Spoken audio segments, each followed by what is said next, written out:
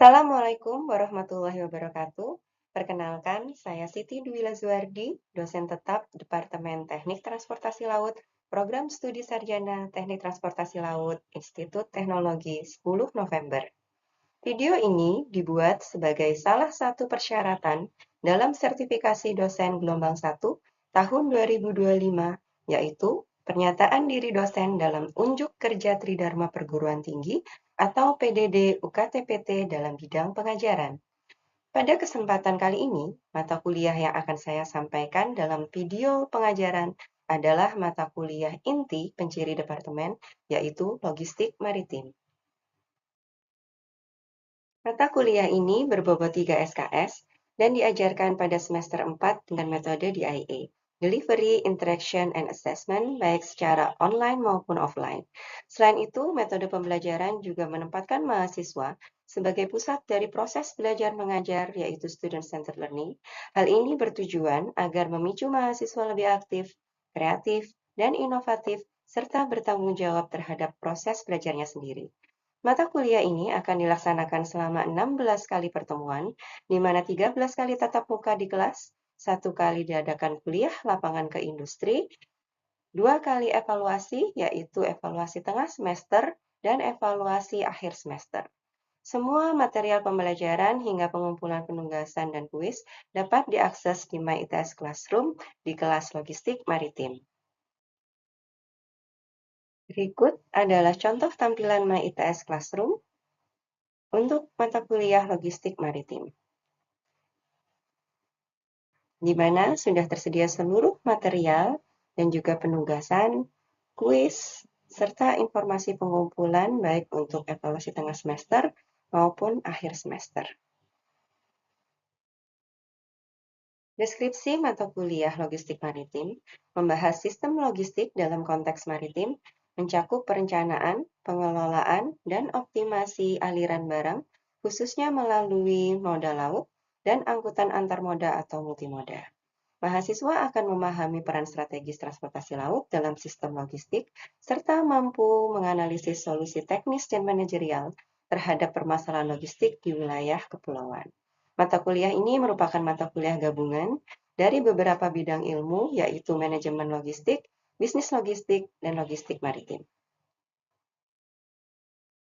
Capaian pembelajaran lulusan atau CPL yang dibebankan pada mata kuliah ini yaitu CPL 2, mampu merencanakan, menyelesaikan, dan mengevaluasi tugas, serta berkomunikasi secara efektif, baik lisan maupun tulisan, baik individu maupun dalam tim. CPL 6 mampu merencanakan dan melaksanakan eksperimen laboratorium atau lapangan, mencakup jaringan transportasi laut, armada kapal, pelabuhan, angkutan multimoda, layanan transportasi laut, serta telematika transportasi laut. CPL 7 mampu merancang desain konseptual dan sistem atau proses untuk kapal, pelabuhan, dan logistik maritim dengan mempertimbangkan faktor keselamatan, keamanan, ekonomi, lingkungan, dan keberlanjutan.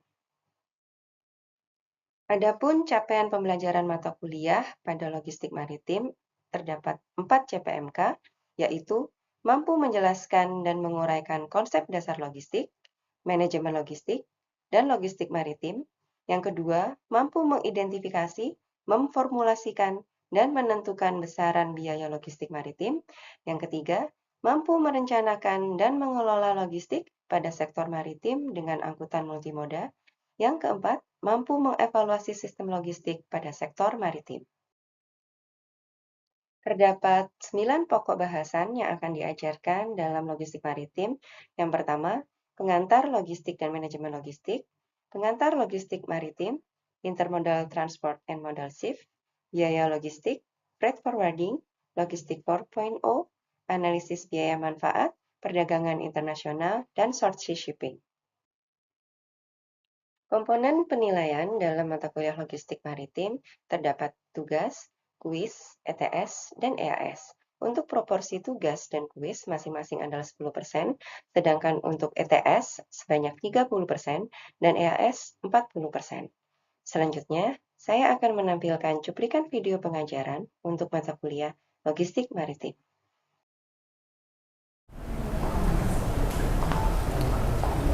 Assalamualaikum warahmatullahi wabarakatuh. Selamat datang di mata kuliah Logistik Maritim, ya, di mana mata kuliah ini akan kalian jumpai di semester 4. Ya. Mata kuliah ini nanti akan diampu oleh saya, nama saya Siti Dwi Lazuardi, ya, dan durasi dalam penyajian Logistik Maritim ini sebanyak 16 minggu, di mana nanti di minggu ke-8 kita akan melakukan evaluasi tengah semester dan minggu ke-16 akan dilakukan evaluasi akhir semester. Jadi untuk pelaksanaan tatap muka di kelas, ya, kurang lebihnya akan ada 13 minggu, karena 1 minggunya nanti akan kita buat kuliah lapangan. Ya, jadi spesial di beberapa mata kuliah di Departemen Teknik Transportasi Laut akan mengadakan kunjungan lapangan, ya, khususnya mata kuliah inti di mana adalah Logistik Maritim salah satunya. Jadi kita akan berkunjung ke beberapa perusahaan terkait dengan logistik maritim nantinya, bisa perusahaan pelayaran, bisa perusahaan logistik, maupun nanti kita ke pelabuhan. Nah, itu akan kami jadwalkan setelah ETS. Oke. Sebelumnya saya akan beri penjelasan terlebih dahulu sebelum kita masuk ke mata kuliah inti. Jadi logistik maritim ini merupakan mata kuliah, ya, gabungan dari beberapa ilmu. Ilmu yang pertama terkait dengan manajemen logistik, kemudian bisnis logistik dan logistik maritim itu sendiri. Di mana ada pun prasyarat, ya, dari mata kuliah ini, yaitu kalian sudah harus lulus atau minimal pernah mengambil mata kuliah ekonomi transportasi laut. Di sini sudah ada yang mengambil semua? Sudah. Lulus? Lulus. Alhamdulillah.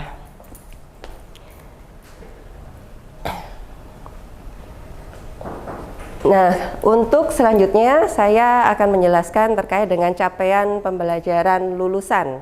Ya, jadi harapan kami dosen pengampu khususnya untuk logistik maritim, dengan kalian mempelajari mata kuliah logistik maritim ini, kalian mampu untuk merencanakan, menyelesaikan dan mengevaluasi tugas serta berkomunikasi secara efektif. Makanya nanti untuk tahapan asesmen, penugasan maupun evaluasi baik tengah semester maupun nanti akhir semester akan bervariasi, bisa secara individu, bisa juga secara berkelompok, ya. Ini untuk mencapai CPL yang kedua. Kemudian CPL 6 adalah mampu merencanakan dan melaksanakan eksperimen laboratorium atau lapangan khususnya untuk angkutan multimoda. Ya, karena logistik itu sendiri fokusannya adalah layanan dari mana? Door to door service. Iya, layanan dari lokasi gudang asal ke gudang tujuannya. Kemudian CPL terakhir, ya, yang dibebankan untuk mata kuliah logistik maritim ini terkait dengan mampu merancang desain konseptual dan sistem, ya, suatu proses khususnya logistik maritim. Di sini tidak lepas untuk kapal, pelabuhan, ya, mempertimbangkan faktor keselamatan, keamanan, ekonomi, lingkungan, dan keberlanjutan. Nah, dari 3 CPL, ya, yang dibebankan di mata kuliah logistik maritim ini, kami membreakdown, ya, menjadi 4 CPMK, yaitu capaian pembelajaran mata kuliah. Ya, jadi dalam rangka untuk mencapai CPL yang sebelumnya tadi, kami merumuskan 4 CPMK yang terdiri atas mampu menjelaskan dan menguraikan konsep dasar logistik, manajemen logistik, serta logistik maritim. Yang CPMK kedua mampu mengidentifikasi, ya, memformulasikan dan menentukan besaran biaya logistik maritim. Yang ketiga mampu merencanakan dan mengelola logistik pada sektor maritim dan angkutan multimoda. Yang terakhir mampu mengevaluasi sistem logistik pada sektor maritim pada khususnya. Nah, terkait dengan yang saya sampaikan di awal tadi, ya, ada evaluasi.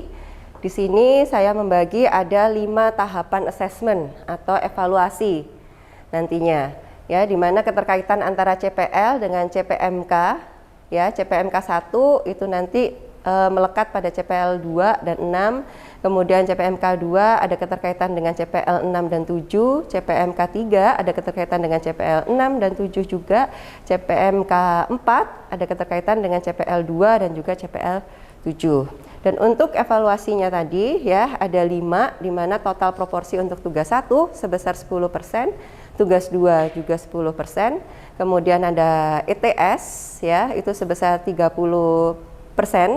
nanti dengan metode studi kasus, kemudian akan ada kuis ya setelah ETS nanti akan diselenggarakan kuis serta akan ada kuliah lapangan nantinya. Kemudian di minggu ke-16 akan dilaksanakan EAS berupa case study atau nanti bisa berupa team based project seperti itu dengan proporsi 40%. Jadi dari kelima asesmen ini proporsi terbesar ada di bagian ETS dan juga EAS. Jadi pastikan kalian tidak absen di kedua evaluasi besar ini. Sampai sini ada pertanyaan? Belum? Cukup jelas ya penjelasannya? Baik, selanjutnya saya akan menjelaskan terkait dengan pokok bahasan. Jadi apa saja yang akan kalian pelajari ya selama 1 semester di kelas logistik maritim. Jadi akan ada pengantar logistik ya, kemudian bedanya apa dengan manajemen logistik, kemudian ada pengantar logistik maritim, kemudian ada intermodal transport dan juga modal shift, kemudian ada biaya logistik, freight forwarding, logistik 4.0, analisis biaya manfaat, perdagangan internasional, serta short sea shipping.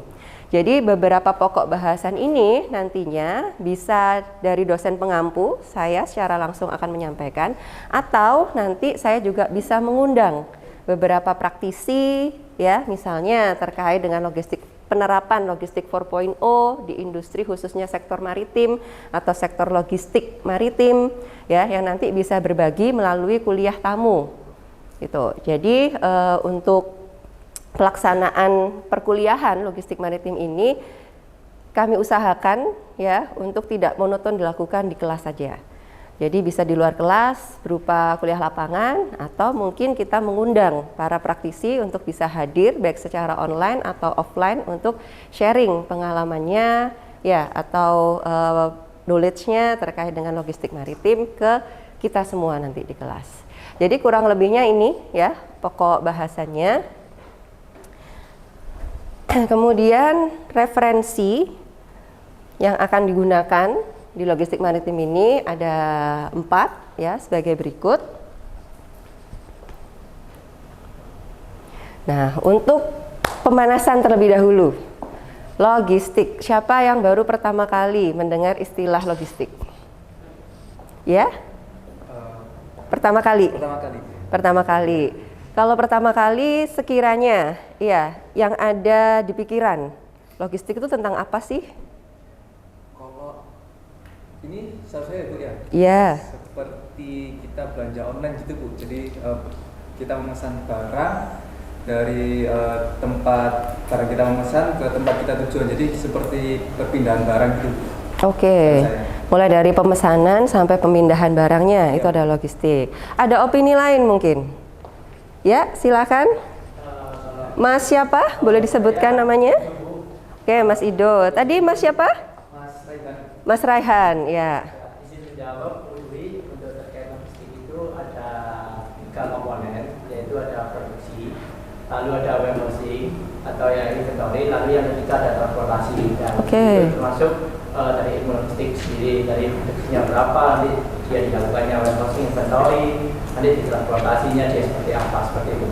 Bagus sekali knowledge-nya. Sudah ada 3 keyword ya yang disampaikan oleh Mas Ido tadi. Kalau Mas Rehan tadi memberikan contoh ya implementasi logistik itu seperti apa. Saya buka ya. Ada banyak sekali ya referensi atau definisi yang menjelaskan terkait dengan logistik itu sendiri. Ya, karena awalnya kata logistik itu muncul pada saat peperangan terjadi. Ya, pada saat perang dunia terjadi, para tentara itu ya butuh apa? Pembekalan. Ya, mereka nyebutnya adalah butuh logistik Jadi pertama kali logistik itu didefinisikan sebagai pembekalan. Pembekalannya tentara berupa apa? Amunisi, ya, persenjataan untuk melakukan perang atau melawan musuh. Terus kemudian apakah cukup dengan amunisi?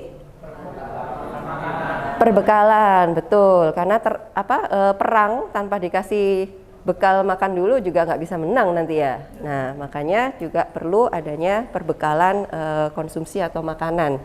Betul. Jadi awalnya dalam rangka merencanakan, ya, merencanakan pembekalan tersebut, terus habis itu amunisi, persenjataan, ya, mereka mulai belajar konsep tentang logistik ini. Kemudian seiring dengan bertambahnya waktu, perkembangan zaman, ya, ilmu logistik meluas konsepnya. Yang tadi cuman fokus untuk procurement atau pengadaan aja, ya, baik pengadaan persenjataan amunisi maupun pembekalan untuk makanan, tapi juga merambah ke bagian apa aja. Nah, berikutnya masuk ke distribusi. Ya, distribusi sendiri berarti sudah mencakup apa? Transportasinya, pengangkutannya, pemindahan seperti yang disampaikan Mas Rehan tadi. Ya, terus kemudian apa? Ada maintenance serta replacement materialnya. Artinya ketika barangnya atau pembekalan atau amunisinya tadi habis, ya, harus segera dilakukan apa? Pengisian ulang atau pengadaan kembali. Jadi intinya jangan sampai apa? Barang pembekalan itu habis atau kosong. Betul. Kemudian bertambah lagi ketika orientasinya sudah bisnis. Ya, arti logistik apa? Lebih general lagi. Proses perencanaan, implementasi, pengendalian, efisiensi, ya, biaya untuk apa ini? Aliran, ya, aliran dan penyimpanan raw material, barang setengah jadi hingga barang jadi. Jadi yang tadinya fokus ke barang jadi, ya, pembekalan, persenjataan kan barang jadi. Ternyata logistik tidak hanya terkait hal itu, tapi juga raw materialnya, dari mulai bahan mentah, kemudian barang setengah jadinya hingga barang jadinya, itu semua diurusin logistik itu sendiri. Dengan tujuan apa? Nah ini, ya, perpindahan dari lokasi asal ke lokasi tujuan untuk memenuhi kebutuhan customernya. Kemudian disempurnakan lagi bahwa barang, ya, baik bahan mentahnya, barang setengah jadi maupun barang jadi tersebut, ketika sampai di lokasi tujuan harus dalam posisi apa? Waktunya tepat waktu, ya, lokasinya benar, ya, biayanya juga at the right cost, sesuai, ya, dengan apa? Budgetnya customernya, serta apa? Yang paling penting, at the right quality. Betul. Jangan sampai barang, ya, yang nyampe benar murah, tapi apa? Sudah hancur atau rusak, ya, atau berkurang mungkin jumlahnya. Nah, itu sudah bukan konsepnya logistik lagi. Intinya harus sampai ke apa? Konsumen dalam kualitas yang baik. Sampai sini ada pertanyaan terkait dengan logistik? Cukup. Nah, gampangannya itu seperti ini. Ya, jadi apa saja yang nantinya akan dipelajari dalam logistik itu? Transportasi masuk, iya, inventory atau stok, ya, persediaan. Inventory itu stok barangnya. Oke, warehouse tempatnya. Ya, warehouse itu tempat untuk menyimpan stok atau inventory. Jadi jangan sampai kebalik. Banyak yang kebalik ini antara inventory sama warehousing, ya. Kemudian information management. Jadi tidak hanya barangnya, iya, yang dipelajari, tapi juga pertukaran informasi. Karena dari informasi nanti jatuhnya ke data yang dibuat untuk analisis. Kemasan, ya, di logistik challenge-nya tidak hanya kita tahu jenis komoditasnya itu apa, tapi kita juga perlu tahu nanti komoditas itu dikemas dalam bentuk apa. Karena kemasan itu nanti akan berpengaruh ke biaya serta bentuk muatan yang ada. Nah, di sini logistik itu adalah bagian dari supply chain management. Ya, untuk menjelaskan supply chain manajemennya sudah ada apa? Body of knowledge-nya. Nah, ini bagaimana apa? Ilmu-ilmu yang sebelumnya dipelajari yang disebut dengan logistik bisa berkembang menjadi supply chain management. Oke, jadi yang pertama adalah procurement, ya, tadi pengadaan. Kemudian warehousing adalah apa? Tempatnya. Kemudian inventory, ya. Itu ketiga, ilmu itu disebut dengan material management. Kemudian ketika material management ditambah dengan ilmu transportasi, jadi ilmu distribusi. Jadi jangan sampai salah, ya, antara transportasi dan distribusi itu dua hal yang berbeda. Ya, ketika kalian menganalisis sesuatu, model transportasi dengan model distribusi itu sudah beda. Kalau model distribusi, kalian tidak hanya ngurus transportasinya aja, tapi juga material manajemen. Harus tahu barangnya berupa apa, inventory kan, stok barang itu. Kemudian nanti disimpannya di mana? Ya, harus tahu lokasi gudangnya. Ya, kemudian procurement-nya, kapan dilakukan pembelian lagi. Ya, pokoknya jangan sampai stoknya habis.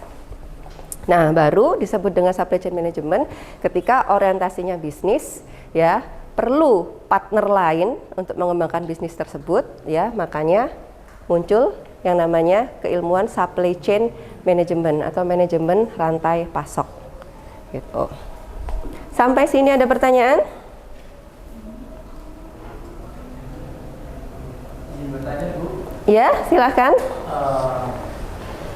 Izin bertanya itu, jadi gini Bu, saya mulai terkait antara perbedaan SCM sama logistik. Jadi apakah benar kalau secara pendapat saya itu SCM itu dari beberapa rantai pasokan logistik? Apakah itu benar ya Bu? Oke, apakah terdiri dari beberapa rantai pasokan logistik? Ya. Kalau di SCM itu yang pasti adalah banyak aktor, banyak pemain. Bahwa pemainnya itu bisa terdiri atas beberapa manufakturer atau pabrikan, di mana kalau pabrikan itu pasti memiliki manajemen logistiknya sendiri. Ya, ketika partnernya lebih dari satu pabrikan atau manufakturer bisa dikatakan. Ya, intinya ketika sudah berhubungan dengan pihak lain, ya, dan memiliki tujuan yang sama, ya, untuk mengirimkan barang dan barangnya itu terkirim dengan kualitas yang baik. Ya, jadi masing-masing pemain ini, baik suppliernya, baik pabrikannya ada dua ternyata, ya, hingga nanti diterima oleh end user. Nah, itu sudah disebut dengan supply chain management. Tapi ketika hanya fokusannya ke satu pabrik, nah itu baru logistik manajemen aja. Oke? Menjawab? Iya, terima kasih. Nah, ini terkait dengan logistik maritim, ya. Jadi kalau logistik itu tadi ruang lingkupnya itu dari door to door. Gudang, bisa gudangnya pabrikan, ya, pabrikan tepung. Nanti ke gudangnya siapa Bu kalau pabrik tepung yang ngirim? Ya, biasanya apa? Distributor. Ya, pengumpul pabrik tepung, contoh Bogasari. Ya, mengirimkan ke mana? Oh, ke distributor. Distributornya ngepulin. Baru nanti dari distributor ke para retailer. Retailer mana? Ya bisa Alfamart. Ya, intinya ke pihak yang nanti lebih dekat dengan konsumen. Pinter.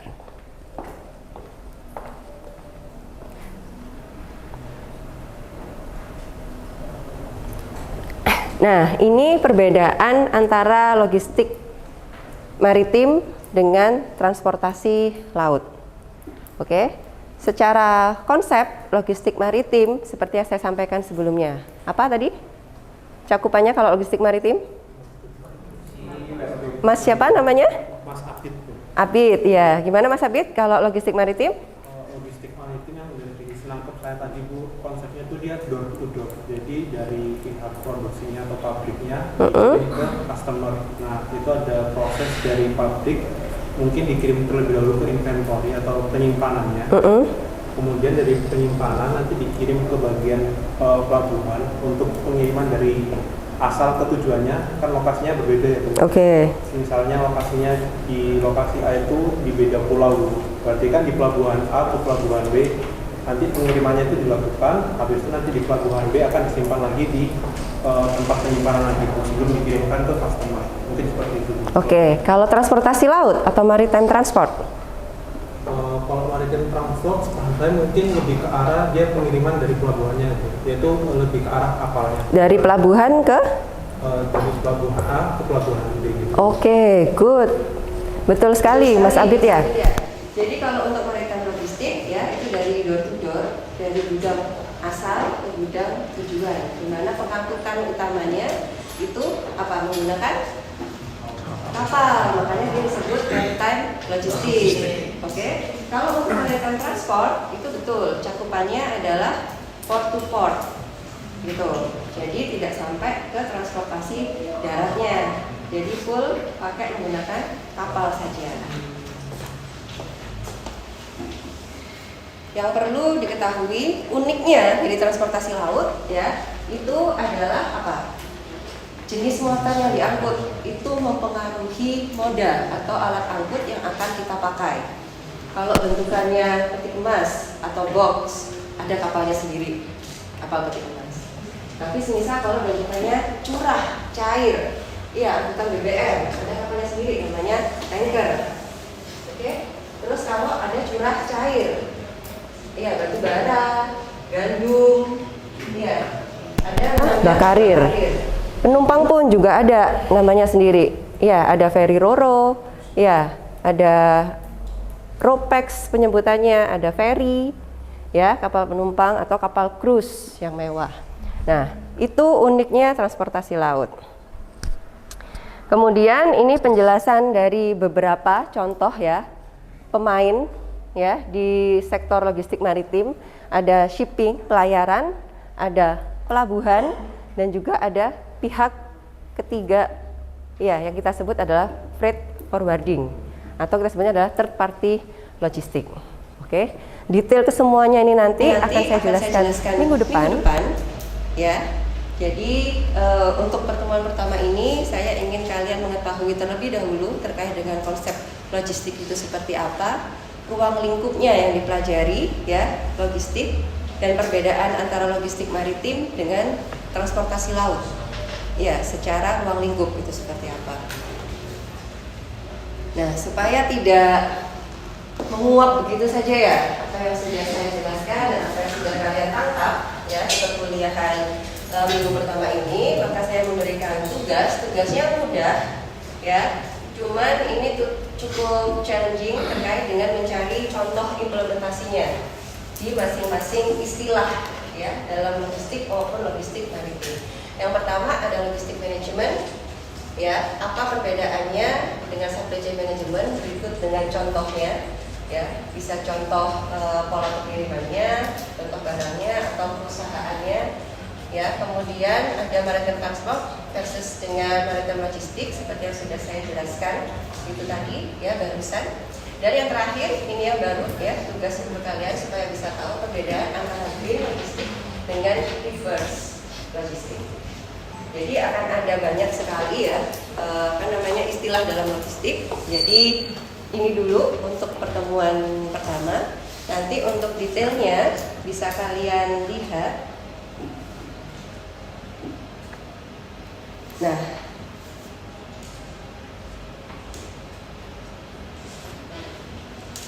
sebentar.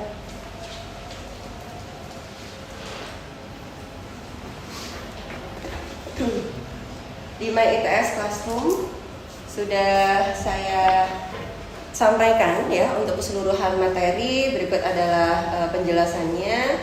Kemudian di pertemuan pertama ya, dan juga segala material nanti sudah saya sampaikan di My ITS Classroom. Kalian bisa mempelajari ulang apa yang barusan saya sampaikan, dan penugasan juga semua nanti akan ada di My ITS Classroom.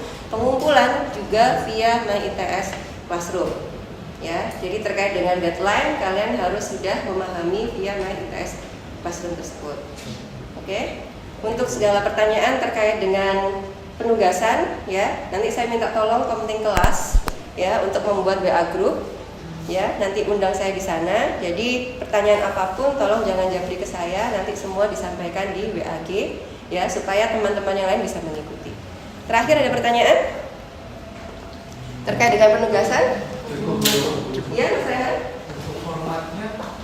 Formatnya detail sudah ada. Sudah ada nanti. Ya, bisa dicek di kelas masing-masing. Mbak Lili.